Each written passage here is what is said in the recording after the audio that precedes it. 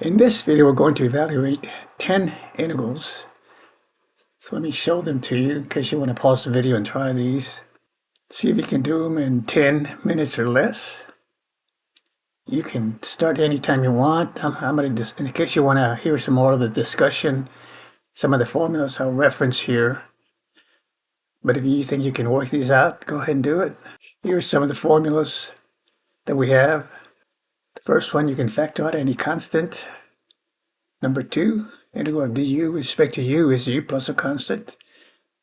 The integral of the exponential e to the u, where u in some cases could be a function of x, is always e to the u. If it has a constant k there, it comes along for the ride. K e to the u plus c. Have another exponential here involving a base a. There's your formula.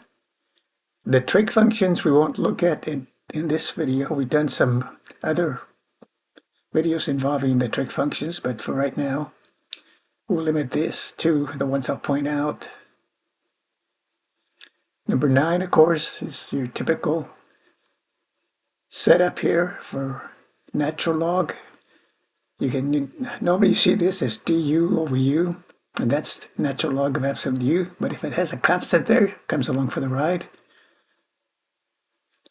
Number 14, I've worked several videos involving this formula here. Anytime you have a setup du over a squared plus u squared, a is constant, u is a function of x, is always going to be the arctangent of u over a, and then the coefficient is 1 over a, plus the constant of integration.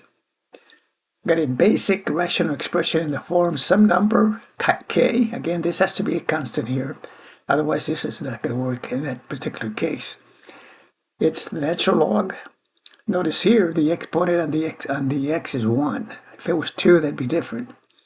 It's always the natural log of whatever you have in the denominator times 1 over a. If it doesn't have the constant on the numerator, it's just 1 times 1 over a here.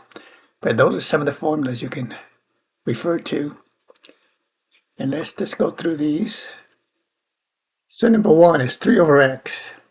That's just natural log of the absolute value of what you have in the denominator. This is your k3, that comes along from the right, so that'll be 3 there, plus the constant of integration. That's your answer for the first one. The second one, basically the same thing, except it's x plus 7. And the reason it works is because the derivative of x is 1. The derivative of x plus 7 is also 1. So this is still going to stay 4, whatever the constant is there, natural log of absolute value of what you have in the denominator. For number 2 then, it's 4 natural log of absolute value of x plus 7 plus your constant of integration. Number 3, basically the same thing again. Derivative of x plus 5 is 1. You got a constant k. Now this were an x, it'd be different. But this is just 9 natural log of the absolute value of x plus 5 plus the constant of integration. So really, you notice the first three are basically the same setup. Number 4 is a little bit different. You would use I believe it was the last formula we looked at, where you have the coefficient of the x. Notice the coefficient of the x on number 3 is 1. And number 2, coefficient of x is 1. See here, the derivative of 2x plus 5 is not 1, it's 2. So you have to consider that factor. So it's still going to be the natural log of absolute whatever's in the denominator, 2x plus 5, plus the constant of integration. But the derivative of x of 2x is 2, so you have to consider that. So you'd have a 1/2 out in front. Or I should say, take it back, a 4 out in front. Because it's the 1/2, but then you have the 8 there. So it's 4 natural log of 2x plus 5 plus the constant of integration. And number 5, pretty much the same thing. It's the natural log of absolute 5x plus 4 plus constant of integration c. And because the derivative of 5x plus 4 is 5, you have a factor of 1/5, and you got the 10 there, so 10 divided by 5 will be 2. So you get 2, a natural log of absolute 5x plus 4 plus the constant of integration. Now the next one, again, we looked at the formula there a while ago. You have a constant, in this case 10, e to the 5x. The integral of that is just e to the 5x. Now that was just a plain x. That would be e to the x, and that would be coefficient 10, but you have to consider again the derivative of 5x is 5, so you get to divide that 10 by 5, so it'll be 2.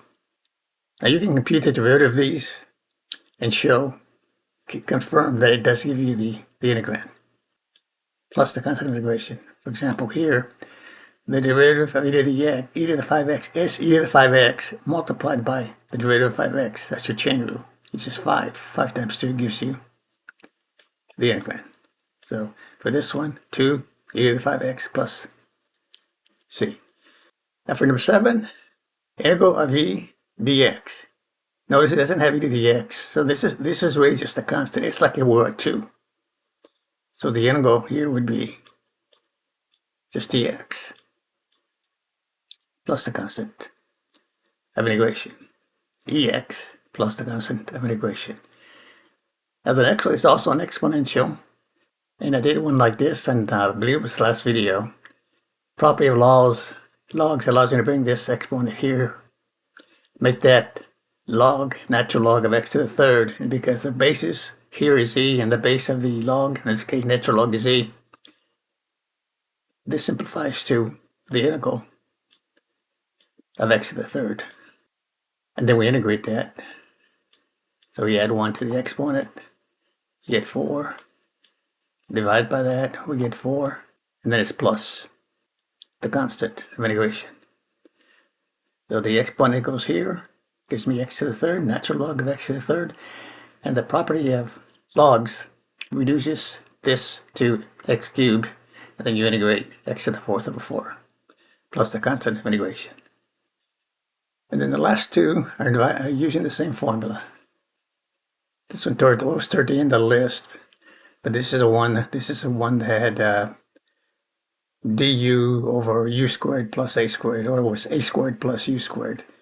And that's the one that leads to the arctan, or you can say tangent inverse of u over a. In our case, u is just x. This is 49 is the same thing as 7 squared, so 7 would be the a. So this would be x over 7, and then it had a 1 over a in front, so this would be 1 over 7. And then it's plus the constant of integration. So 1/7 tangent inverse of x over 7. And of course you also have the 14 here, so let me take this back. This is 14 then here. 1 over 7, but then you get the 14. So 14 over 7 give me a 2. So 2 tangent inverse of x over 7 plus 7 is the final answer for that one. Now this one pretty much is the same thing. You can take out a 2 out of this. You always should look carefully at the integrand and see if you can simplify it before you attempt to solve it. So you can take out a 2 from the denominator, and then this will divide this. That give me a 10. Now you can integrate using the same formula that we used in number 14. So now the u is x, and this is 2 squared, so the a is 2. So this is going to equal to then tangent inverse, or arctangent if you want, of u over a. In our case, the u is x. It's 4, or 2 squared, a is 2, so it's x over 2. And then we'll reduce this to 10, but then you have the 1/2 also from this step here, so it's 10 into, or 2 into 10 gives us 5. So 5 tangent inverse of x over 2 plus the constant of integration. Thanks for watching. We'll see you next time.